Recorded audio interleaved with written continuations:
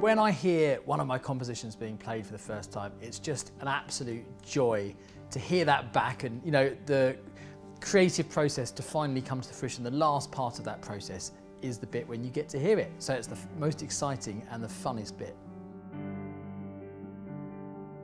That's a great feeling to hear your music played back to you. It's a real confidence booster, and it's strangely interesting as well. As soon as you've put your music out there, it comes back to you in a different way. So every time you hear it, it's slightly different. What also is actually quite nice is you get different interpretations, which for a composer, you tend to have an idea in your mind. I want it to sound in a specific groove, if you're writing that kind of music, or in a particular lyrical way. And hopefully that's conveyed, but sometimes people can play it in completely their own way, which takes you by surprise. You think, actually, I really like that. And sometimes I'm almost minded to go back and change the music, change the setting. So that could be a complete surprise. Hearing any interpretation of your music is a fantastic thing, whether it be from an 8-year-old pupil or from an orchestra. It's a wonderful thing.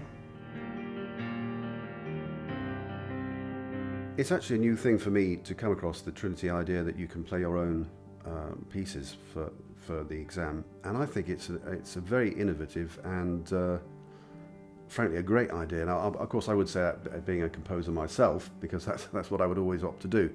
But for a child to do that, I think shows not only the fact that they're being creative by getting up and writing a piece of music, but also means that they can express it exactly how they want. And maybe if they don't play it exactly right, then of course as a composer they got the license to say, hey, I wanted it that way anyway. But it means that they're actually playing something of themselves. So it's all very well learning an instrument, you're learning to play other people's music. But once you start to make your own music, I think you can really get inside how to play an instrument. So you're looking at techniques. You know, we all learn how to do fingering, tonguing, plucking, all those techniques, but you can start to use those techniques to explore the instrument, find out the possibilities of the instrument, your own capabilities as a player. And I think you can really start to push the boundaries and learn more about music in general by making your own music. I myself didn't start writing music until I was well into my 20s. And I think anything that can start a child writing music as they progress, learning their instrument, can only be a good thing. And something like this, the Trinity exam piece of their own, really can tease out of them and maybe hidden talents they never knew they had, or they're developing all the time. And I think it's good that they should develop musicianship and composition along with technique on the instrument as well, because it's not all about technique, it's about musicianship.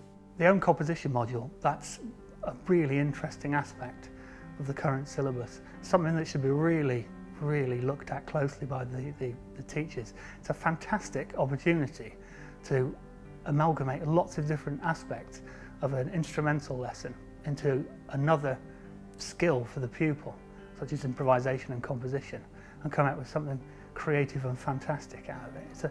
It's a skill that should be fostered right the way through instrumental development, and it could clear quite a few hurdles for instrumental teachers.